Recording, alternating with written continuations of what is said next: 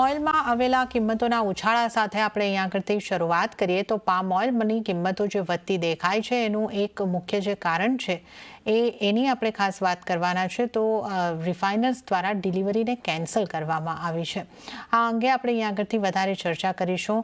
આ ચર્ચામાં આપણી સાથે જોડાઈ રહ્યા છે सनविन ग्रुप ना सीईओ संदीप बचोरिया। संदीप जी, स्वागत है आपका सीएनबीसी बाजार पर। संदीप जी, जिस तरीके से हम यहाँ पे देख रहे हैं पाम ऑयल की कीमतों में बहुत ही बड़ा उछाल आता हुआ देख रहे हैं। 2.5 साल के ऊपले स्तर पर हम यहाँ पे उच्चतम स्तरों पर पाम ऑयल की कीमतों को देख रहे हैं, पर ये इंडस्ट्रीज के पार्टिसिपेंट या हम कहें कि रिफाइनर्स ने डिलीवरी कैंसिल की है।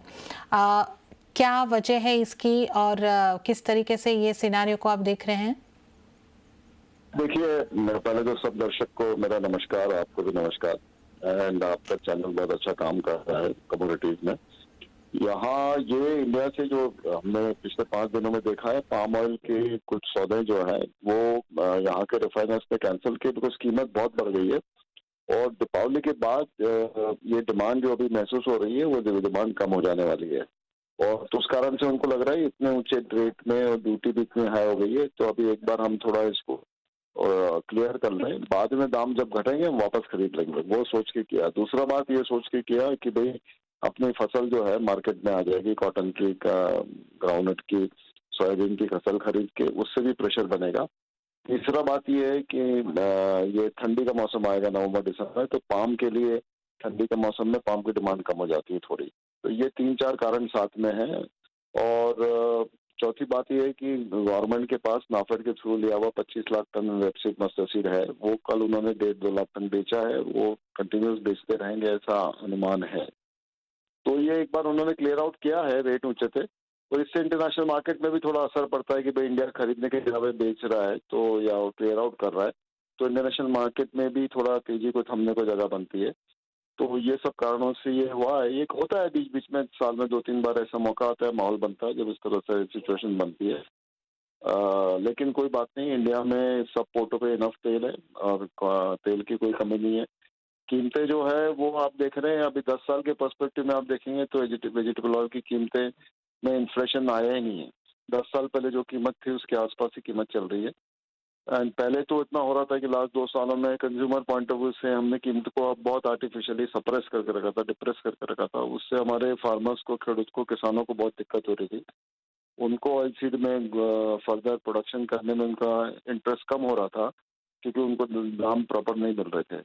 तो गवर्नमेंट ने सोचा इस समय कि हमको किसान में और कंज्यूमर में, मतलब कंज्यूमर में और किसान में समन्वय लाना है और दोनों को खुश रखना है और एक इक्विलिब्रियम लाना है मिडल रेट का।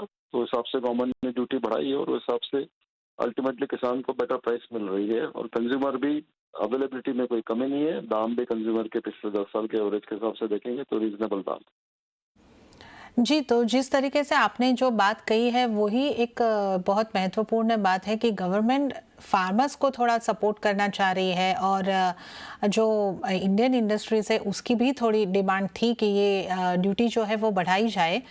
पर इस स्थिति में आपकी जो रिफाइनर्स की उनकी स्थिति किस तरीके से बन रही है? मेरा पूछने का मतलब ये है कि एक तरफ गवर्नमेंट ने ड्यूटी बढ़ा दी 20% तक और उसके बाद वो ये भी चाहती है कि प्राइस ना बढ़े जाए, उसके लिए इंडस्ट्री पार्टिसिपेंट के साथ एक बैठक भी होती है और इन्हें निर्देश दिए जाते हैं कि आप कीमतों को एक जल्दी से बढ़ोतरी की तरफ ना जाए। तो ये कैसे हो सकता है दोनों चीज़ें, ये इस पर आप थोड़ा प्रकाश डाल सकते हैं?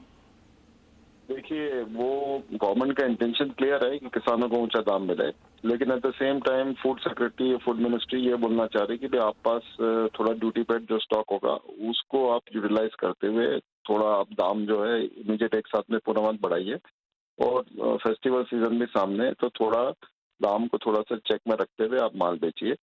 वो उनका थिंकिंग है, उनका सजेशन है फूड मिनिस्ट्री का। तो इंडस्ट्री ने भी कहा है कि हम पूरी कोशिश करेंगे कि जितने, लेकिन फिर क्या होता है कि सब ऊंचे भाव के भी रेट होते हैं, नया कार्गो भी आते रहता है, ड्यूटी पेड माल भी स्टॉक में पड़ा हुआ तो पहले से बिका हुआ होता है, ये सब बात होती है। तो उसमें इंडस्ट्री भी एक समन्वय ला के गवर्नमेंट के साथ काम करेगी और वो इंडस्ट्री ने गवर्नमेंट को एश्योरेंस दिया है बट बेस्ट तरीका तो साथ साथ में ये भी है गवर्नमेंट को जो 25 लाख टन का रेपसीड उनके गोडाउन में पड़ा है नाफेड के साथ में, वो हर रोज दिन 50,000 से 1 लाख टन बेचें अगले 30 दिन तक, 25 दिन तक, तो उससे कीमतें ऑटोमेटिकली बहुत सारी चेक में रहेगी और उससे कंज्यूमर को फेस्टिवल सीजन में भी टाइम निकल जाएगा अच्छी तरीके से। ઓકે, તો નાફેડનો સ્ટોક પણ જો વેચવામાં આવે તો એ પણ એક વચ્ચેનો માર્ગ હોઈ શકે છે અને ખાદ્યતેલની કિંમતોને એક સીમાની અંદર રાખવા માટે, નિયંત્રિત કરવા માટેનો આ એક सुझाव પણ છે। संदीप जी, आपका शुक्रिया हमारे साथ जुड़ने के लिए और इस बारे में हमारे साथ बात करने के लिए।